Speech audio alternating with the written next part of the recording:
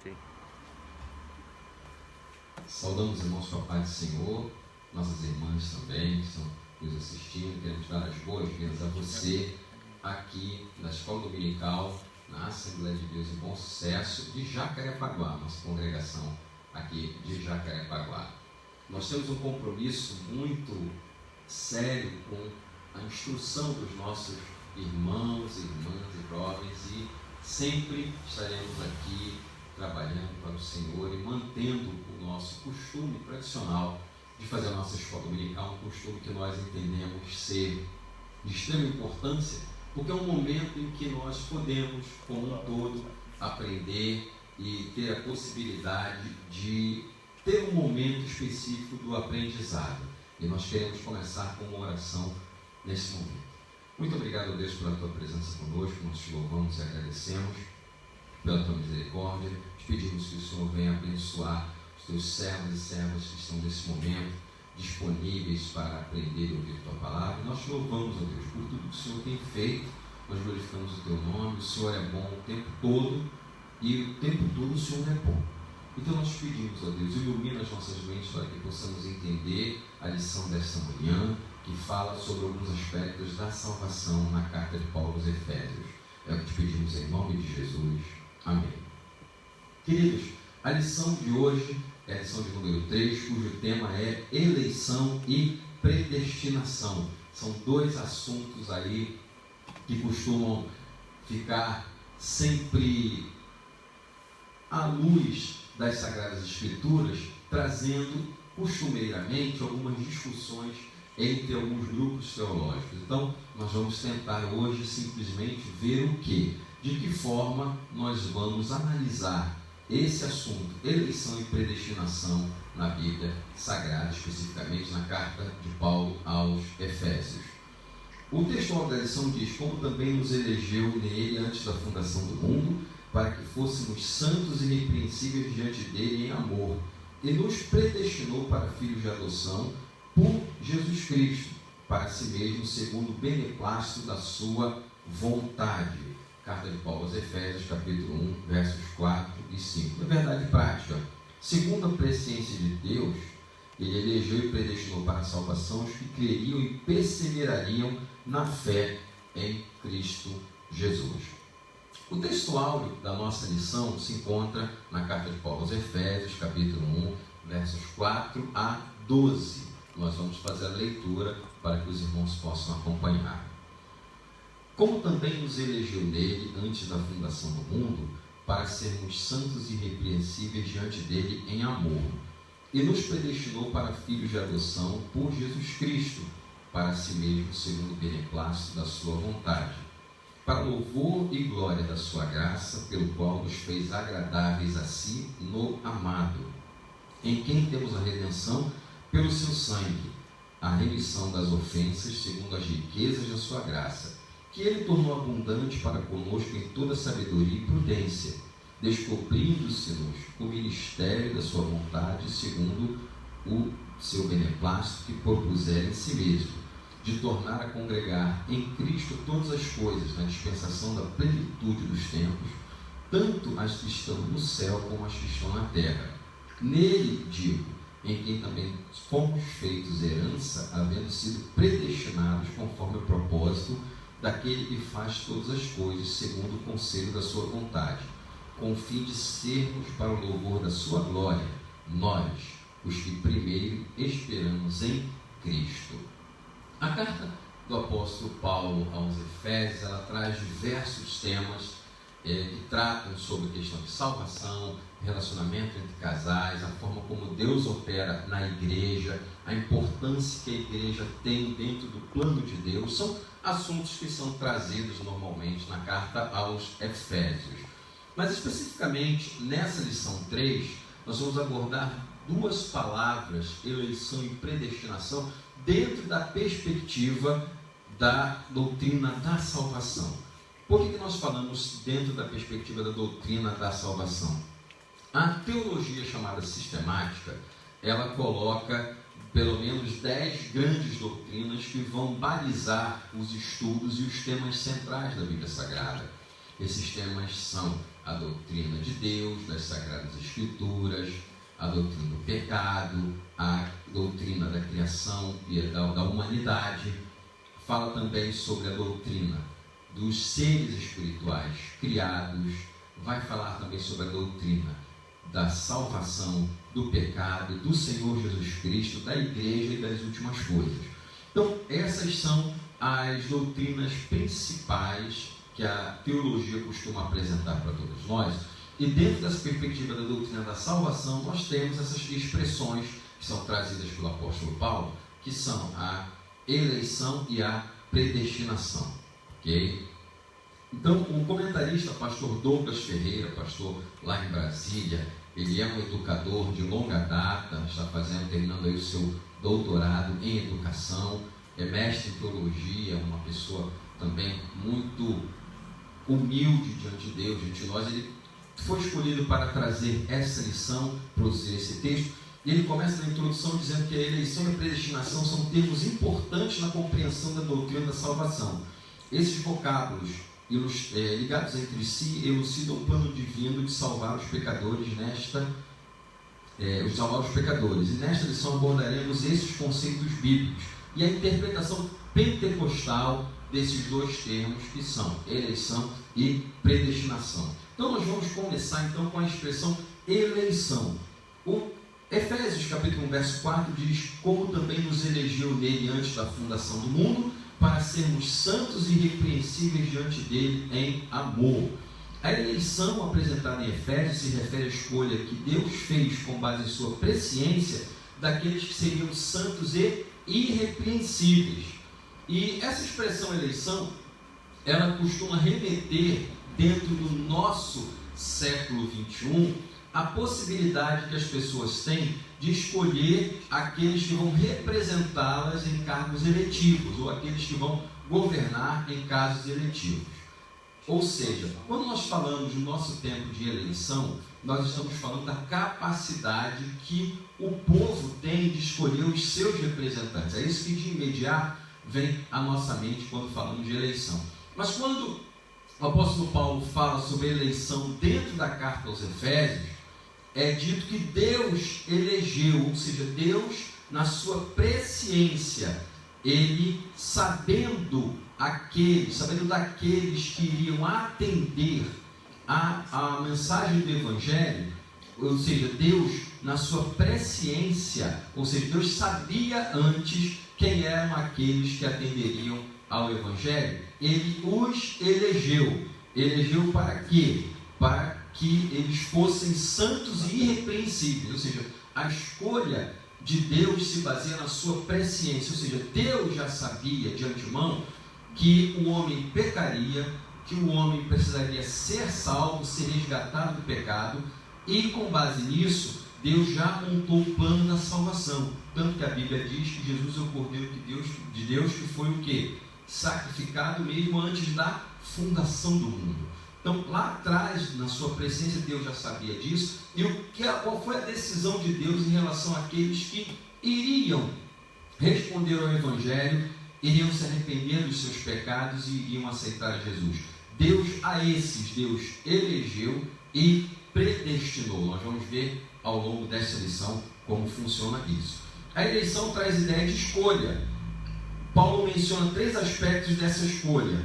Quais aspectos são esses? Primeiro, em quem nós fomos escolhidos? Nós fomos escolhidos em Jesus, ou seja, a eleição de Deus na nossa vida é uma eleição cristocêntrica, não é uma eleição feita com base no homem, mas sim na pessoa do Senhor Jesus Cristo.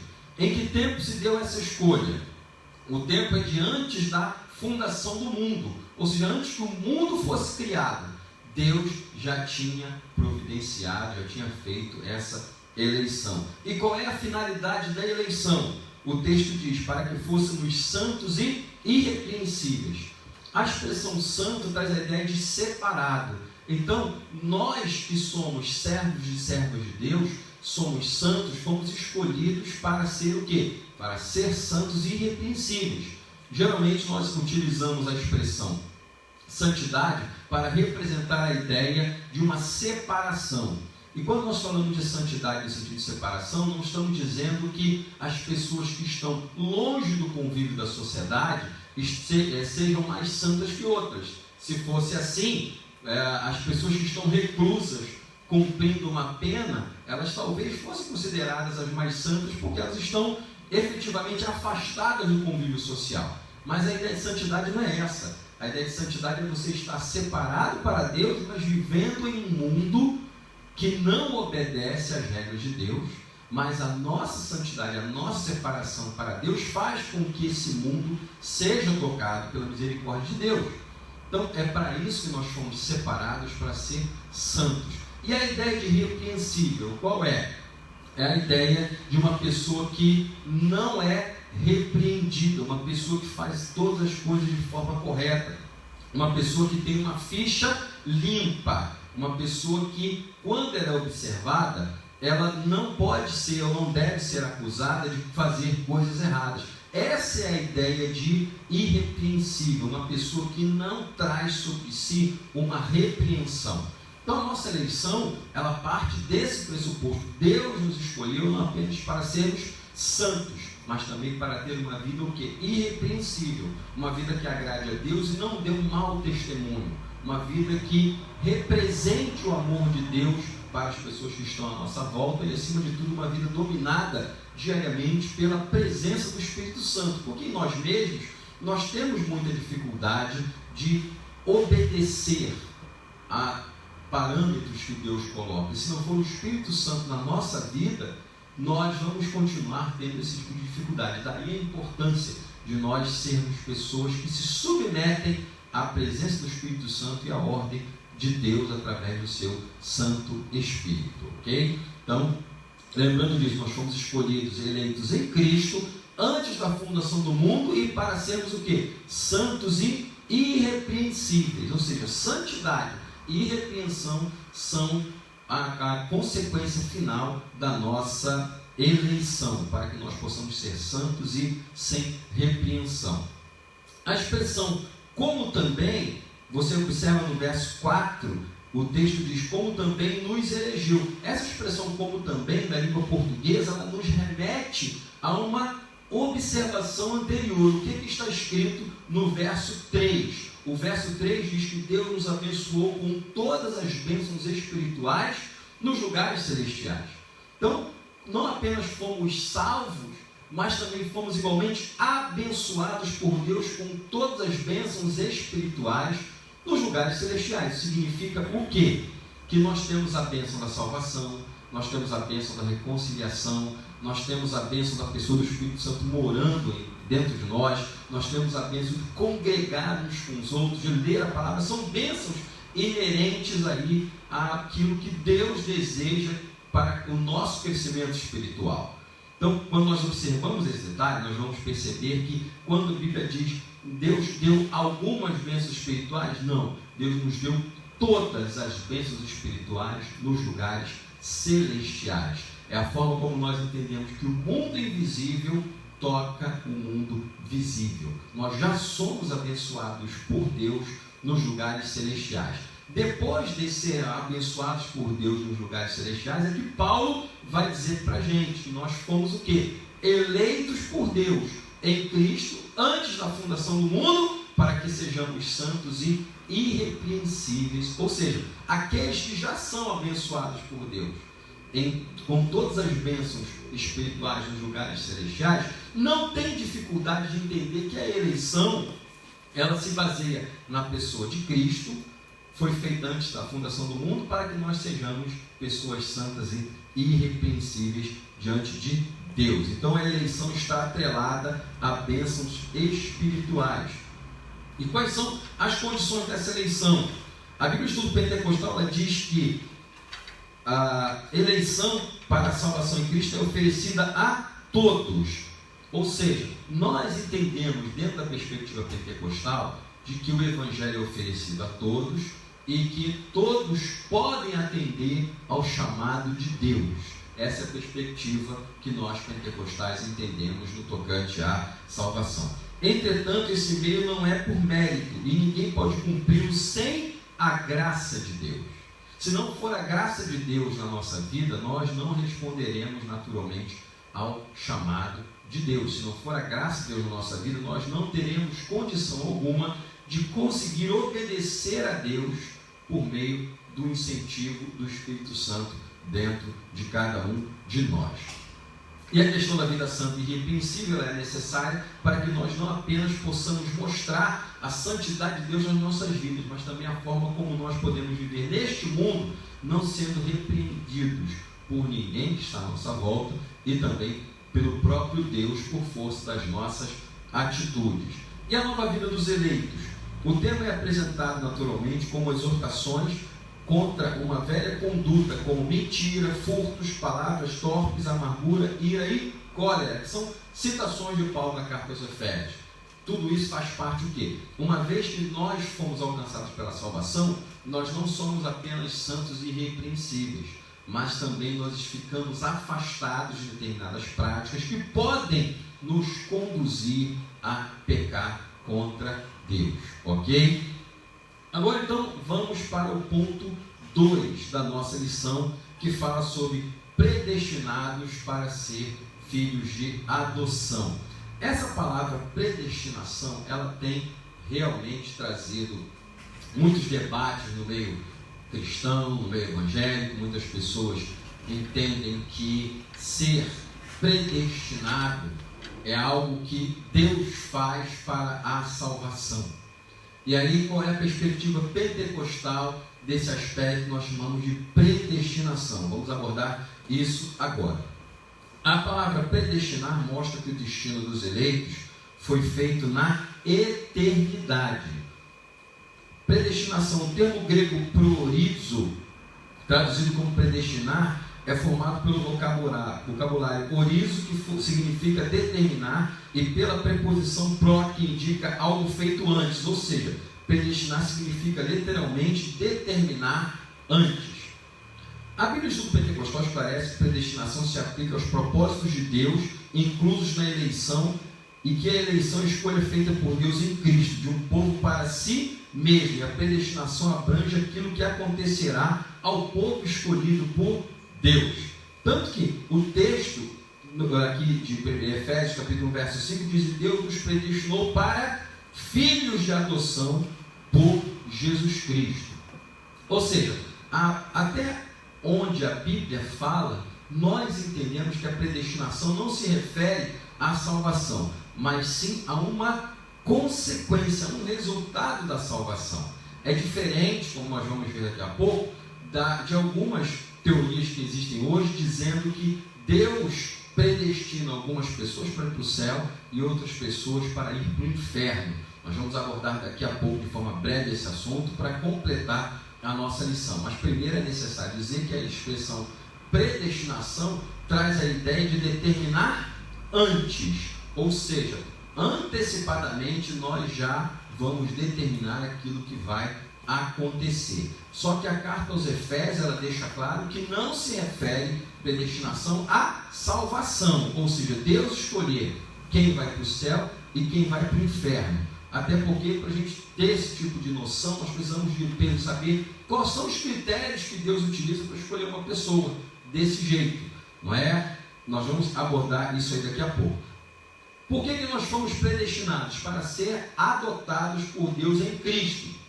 A adoção é uma prática antiga que prevalece em nossos dias, de uma pessoa que escolhe receber no seio familiar uma outra, não como visitante, um amigo, mas como filho. Quando falamos de eleição, nós remetemos a um instituto do chamado direito civil, que fala sobre a inserção de uma pessoa dentro do seio familiar. Isso já acontecia entre os romanos, há quem diga que acontecia também entre os gregos, mas a adoção é como as crianças hoje são ensinadas, né, o filho ou a filha que vem da barriguinha da mamãe, da gestação, e há aquela criança que entra no seio familiar, que é chamado de filho do coração. É aquela criança que foi amada pelos seus pais adotivos, e esses pais adotivos, pelo amor àquela criança, decidem adotar aquela criança e trazem aquela criança para o seio familiar, o seio daquela família. Os romanos já faziam isso, eles faziam isso com crianças, com meninos, meninas e às vezes até com adultos.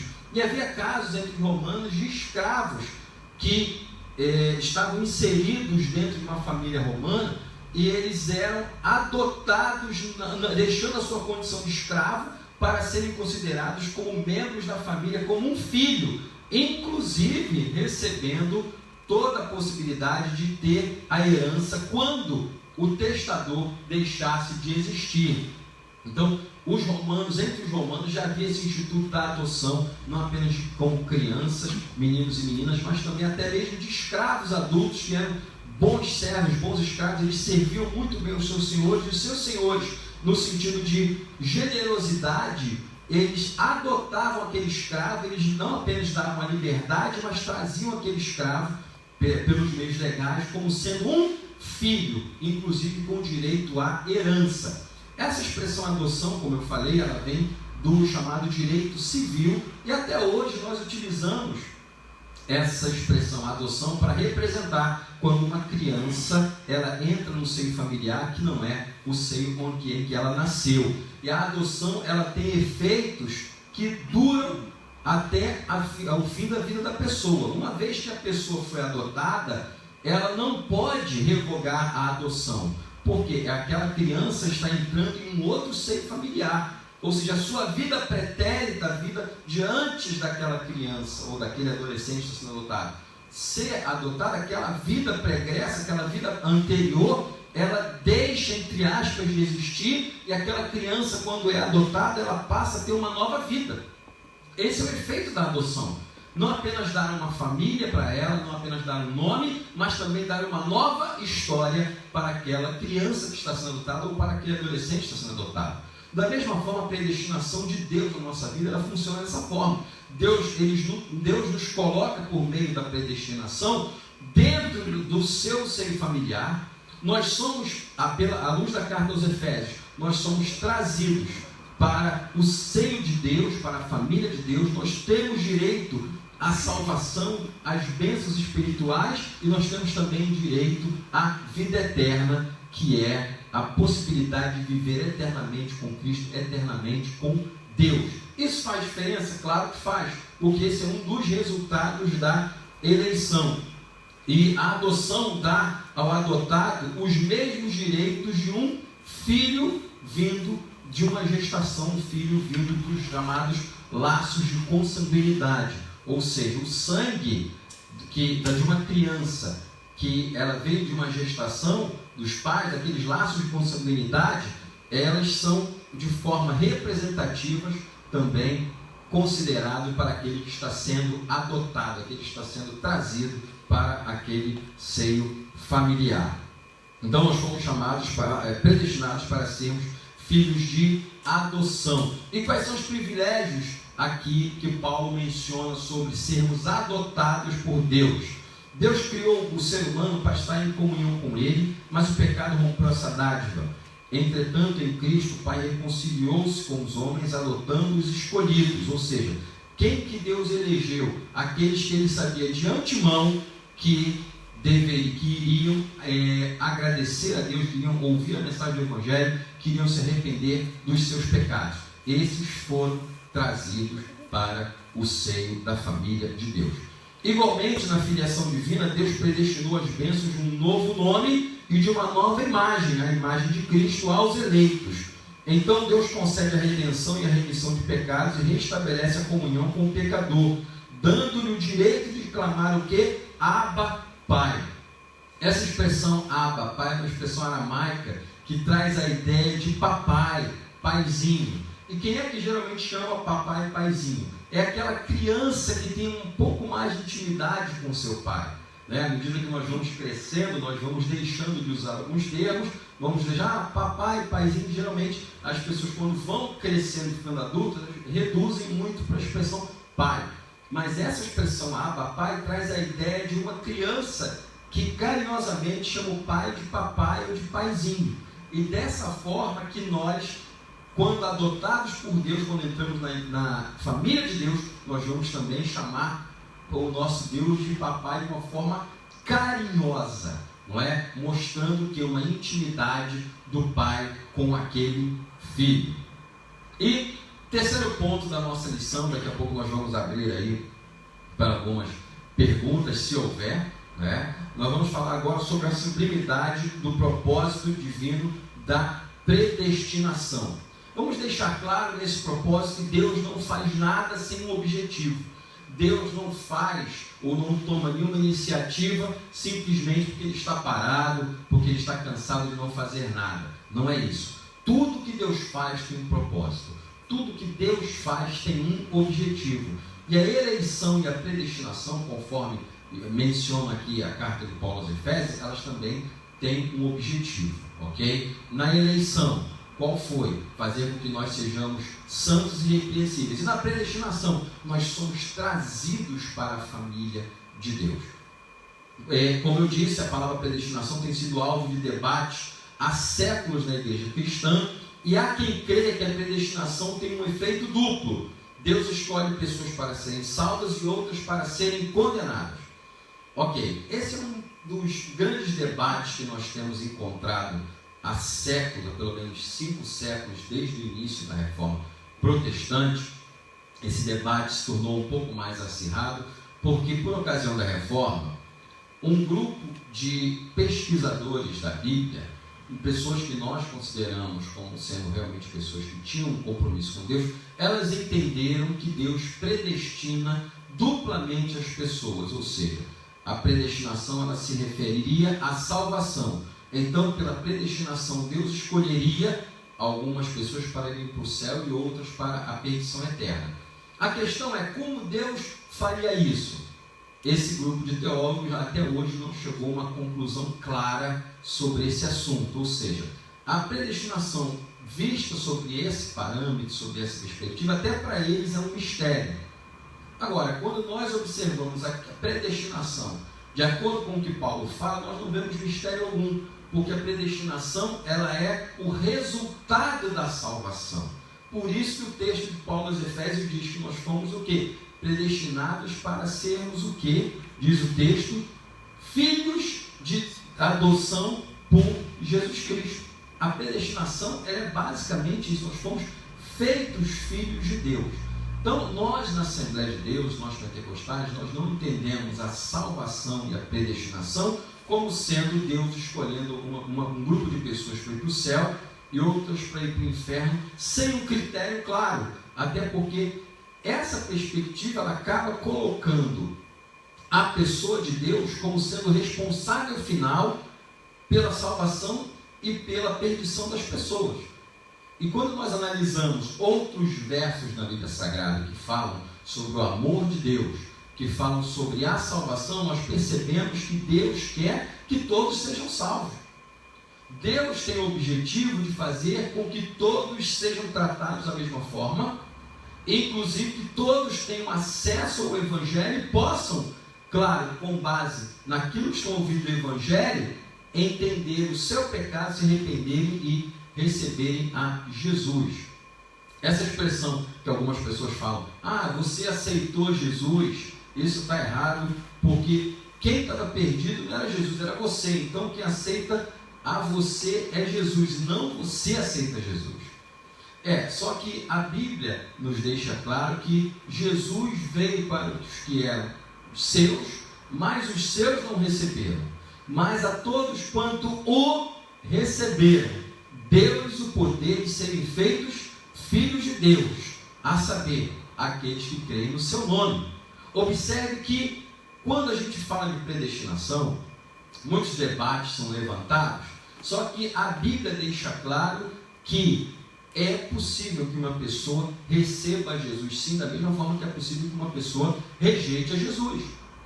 Quando nós percebemos, por exemplo, o diálogo de Jesus com aquele chamado jovem rico, que inclusive o texto, na epígrafe do texto diz que era um jovem rico, mas na verdade nós entendemos ao luz do texto que era uma pessoa com um pouco mais de idade.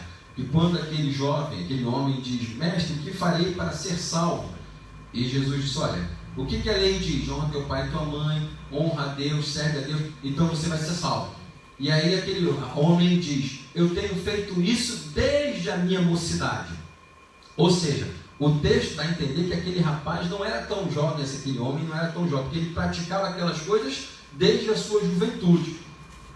E ali, Jesus diz a ele: olha, vai, vende tudo que você tem, entrega aos pobres e terás tesouro no céu. Aí você vem e me segue. Aquele rapaz fez o quê? Aquele homem fez o quê? Ele não seguiu Jesus porque ele era rico e tinha muitas posses.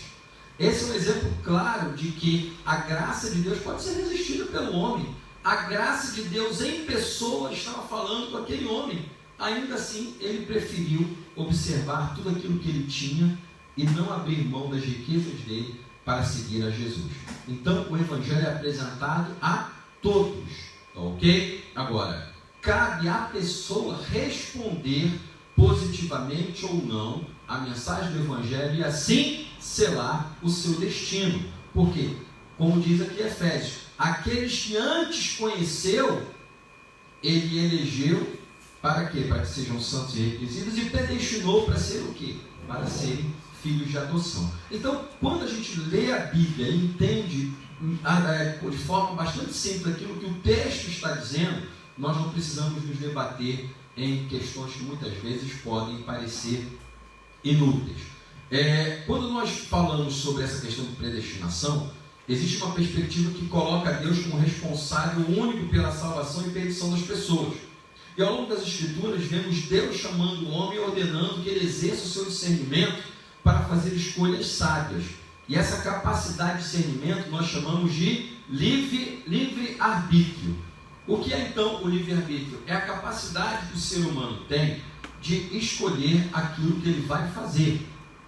O livre-arbítrio coloca sobre o homem a responsabilidade de suas escolhas e o resultado também das suas ações. E quando nós falamos de livre-arbítrio, nós estamos dizendo o seguinte: a capacidade que Deus dá ao homem de escolher aquilo que ele quer fazer, coloca sobre o homem a responsabilidade dos seus atos. Tá?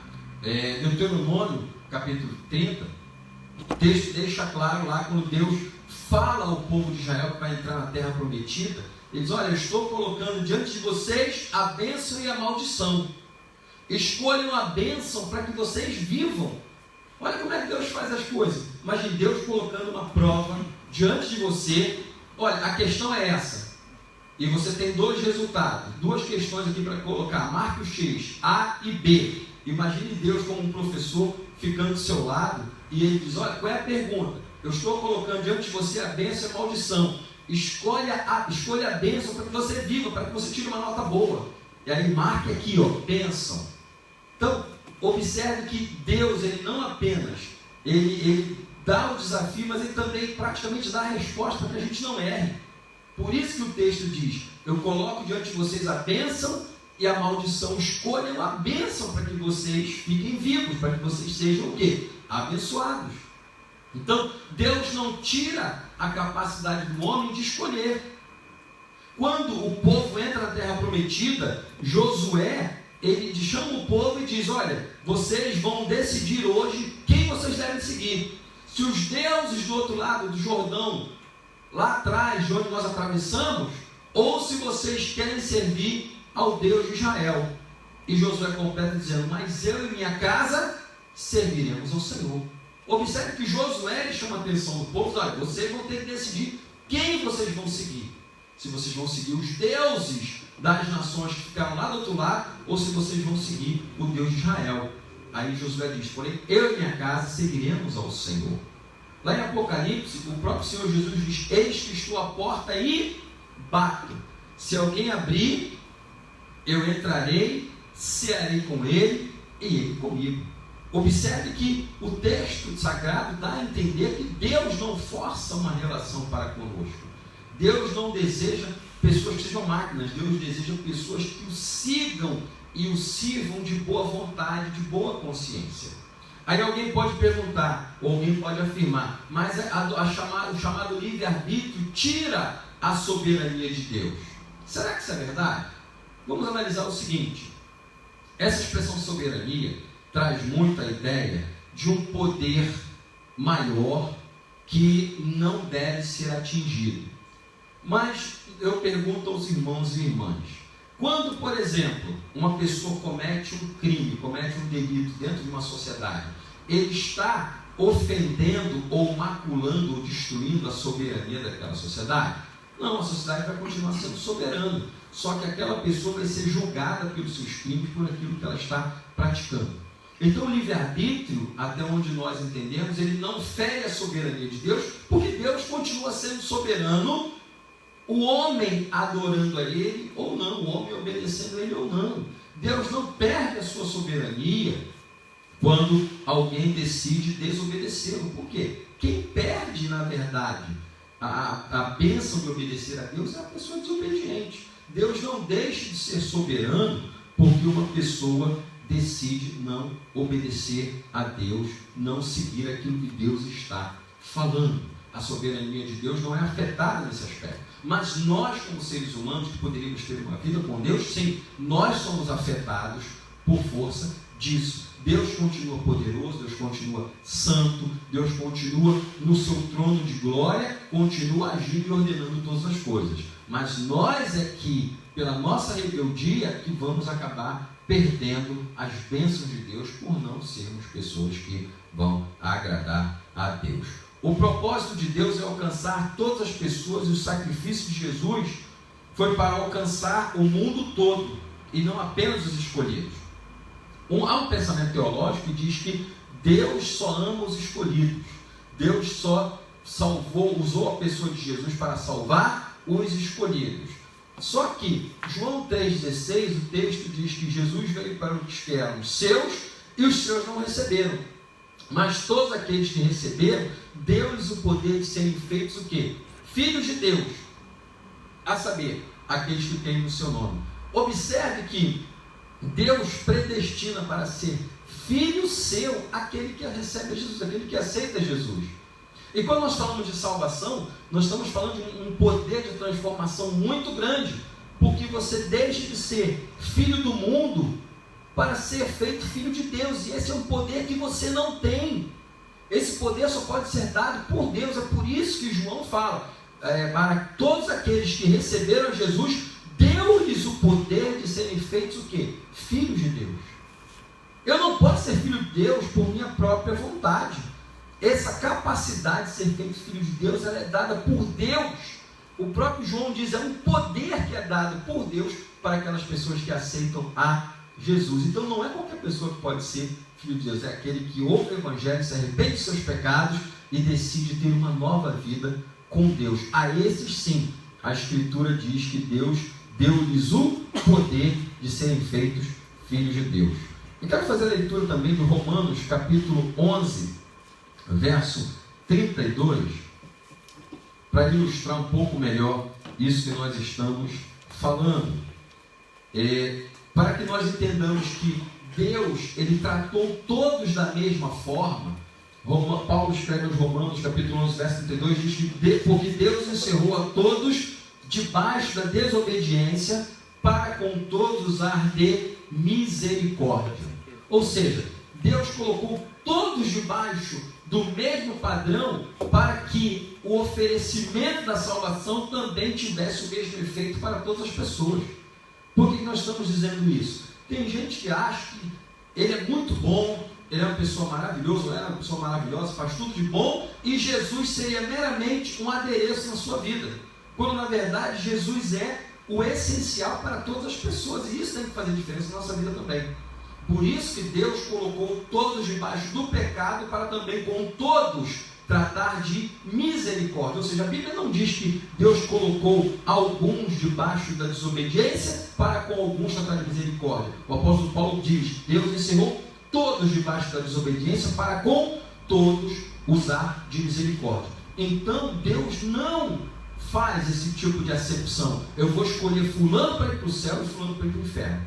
Tá? Essa chamada dupla predestinação, e como pentecostais, nós não adotamos essa forma, esse pensamento teológico entre nós, porque nós entendemos que esse pensamento, essa forma de pensar, ela carece de respaldo bíblico. Um outro texto, carta de Paulo a Tito, o texto sagrado diz, capítulo 2, verso 11, porque a graça de Deus se há manifestado, trazendo salvação a todos os homens.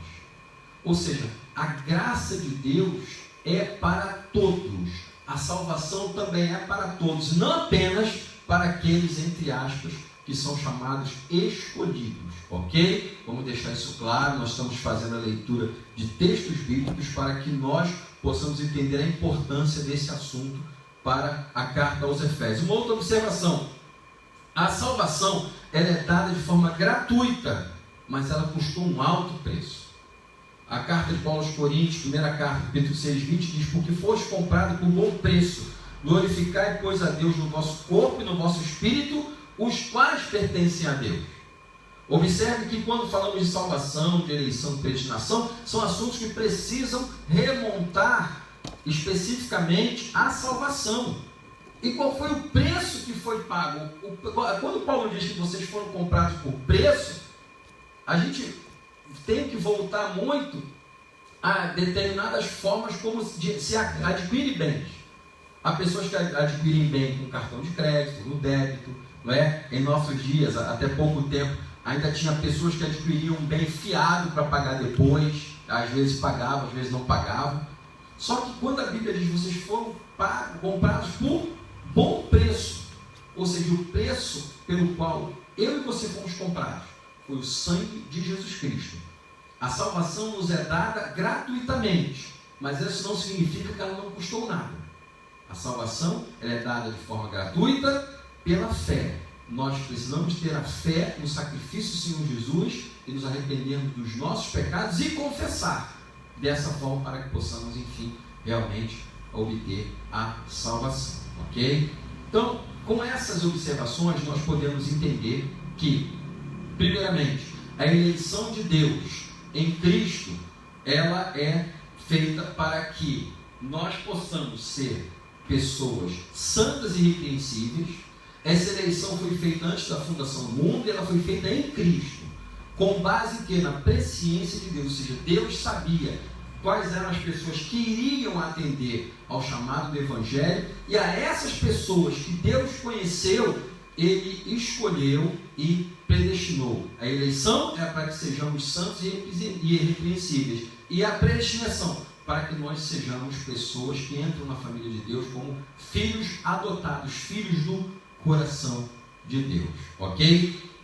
Finalmente, para nós completarmos aqui a nossa lição, o texto diz, na parte 3 da nossa lição, a sublimidade do propósito divino à predestinação. O soberano Deus não predestinou incondicionalmente pessoa alguma à condenação eterna, mas deseja que todos se arrependam e se convertam dos seus maus caminhos. Nas 6 vezes em que a palavra predestinação aparece no Novo Testamento, nenhuma delas faz referência à condenação de pecadores. Ou seja, 6 vezes essa expressão predestinação aparece no texto sagrado, e elas realmente não se referem a Deus escolhendo um grupo de pessoas, predestinando um grupo de pessoas para ir para o céu e outro grupo de pessoas para ir para o inferno. Portanto, não houve uma dupla predestinação em que Deus decretou, escolheu que uns vão para o céu e outros para o inferno. Inclusive a nossa declaração de fé assevera que a predestinação bíblica diz respeito apenas à salvação, sendo condicionada ao arrependimento e à fé em Cristo Jesus, segundo a presciência divina, como eu falei há instantes aqui. O homem ou a mulher, eles ouvem a mensagem do Evangelho, ok? Eles, com base naquilo que estão ouvindo, eles podem ser tocados por Deus ou não. Há pessoas que decidem, não quero seguir Jesus, e ele acaba selando o seu destino eterno. Mas aqueles que recebem a Jesus, eles são feitos filhos de Deus, como eu falei anteriormente. Há um poder tão grande na mudança que a salvação faz na nossa vida, que nós recebemos de Deus esse poder de sermos feitos filhos de Deus. Tanto que João deixa claro, é o poder que Deus dá para aqueles que são filhos, que aceitam Jesus e se tornam filhos de Deus. E predestinação e amor. Antes de Deus criar qualquer coisa, o seu plano de redimir a humanidade e de definir o destino dos crentes estava estabelecido. A Bíblia mostra que a redenção divina não foi medida de emergência. Pelo contrário, ela era o plano imutável do amor de Deus desde sempre. E aqui consiste a sublimidade dos propósitos eternos em prover a salvação. O amor de Deus Foi por amor que Ele nos escolheu e nos predestinou em Cristo. Isso implica dizer que a salvação, como favor imerecido, provém do amor de Deus. Portanto, queridos irmãos, queridas irmãs, realçando aqui aquilo que foi falado, dentro da perspectiva pentecostal, nós acreditamos, à luz da Bíblia, que eleição é para que sejamos santos e irrepreensíveis, e a predestinação, ela é um resultado da salvação na nossa vida, que é um dos resultados é o quê? Ser feitos filhos de Deus. Nós não entendemos como sendo adequada a chamada dupla predestinação, que Deus escolhe de antemão algumas pessoas para ir para o céu e outras para o inferno. Nós também entendemos que o livre-arbítrio faz parte da nossa vivência, porque Deus não tira de nós a capacidade de escolher, tanto que eu mencionei textos bíblicos, né, do Deuteronômio, de Josué, de Jesus, o próprio Jesus falando: Deus que estou à porta e bato, se você abrir, eu entrarei na sua casa, cearei com você e você vai cear comigo. Agora, Deus não arromba portas, Deus não quebra fechaduras, Ele espera que nós façamos nós tenhamos a oportunidade de escolher e receber a Jesus. E receber de que forma?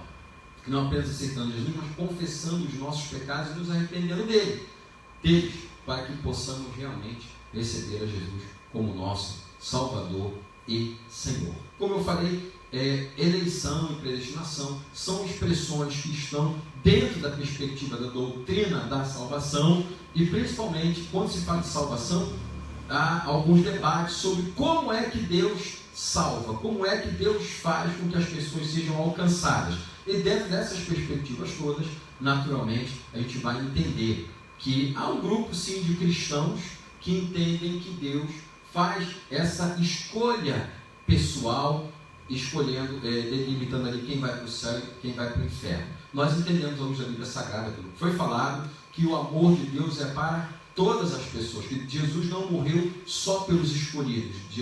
O sacrifício de Jesus é por todos e alcança a todos. Agora, a parte do homem é responder aos desafios que Deus está lançando. Amém? Eu espero que esta rápida explanação da nossa lição desse texto aqui em Efésios tenha sido uma bênção para a sua vida. Eu desafio você a vir à escola dominical, talvez não presencialmente, mas acessar a escola dominical pelo Facebook, pelo Instagram, aqui da nossa congregação Assembleia de Deus de Bom Sucesso aqui em Jacarepaguá, que você possa ter outros momentos de reflexão também à luz das Sagradas Escrituras. É importante ler a Bíblia Sagrada, é bom conhecer a teologia também, mas lembre-se que a teologia precisa estar baseada nas Sagradas Escrituras para que você tenha um aprofundamento teológico de forma adequada. Deus nos ama, Ele nos ofereceu Jesus para que nós pudéssemos ser salvos, e acima de tudo, Deus espera que nós venhamos a corresponder com a salvação, sendo o quê? Pessoas santas e irrepreensíveis, e fazendo a nossa parte como filhos de Deus. Fazendo a nossa parte, não apenas quando a pessoa fala, ele é adotado, sim, ele tem os mesmos direitos que um filho de sangue. Então, dessa forma, nós entendemos que a nossa adoção foi por Deus, pela pessoa de Jesus, e que o Pai deseja fazer com que nós sejamos, neste mundo, pessoas santas e irrepreensíveis, para ser também pessoas que vão abençoar outras pessoas, não apenas com as nossas atitudes, mas também anunciando o Evangelho e vivendo o Evangelho. Vamos então orar para encerrar. Eu não sei se tem perguntas aí. Tem pergunta não. Não? Então, amém. Depois, então, acredito que o pessoal vai poder fazer algumas perguntas pela rede social. Na medida do possível, a gente vai poder responder. E eu convido você para o próximo domingo também estar aí, aqui, ligado aqui na nossa igreja, para ouvir também a próxima aula de escola dominical. Obrigado, Deus, pela tua presença. Nós louvamos ao Senhor, não apenas, ó Pai, por aqueles homens e mulheres, servos teus que estão ouvindo essa aula, mas também por aqueles que irão ouvir, que o Senhor possa abençoar da mesma forma.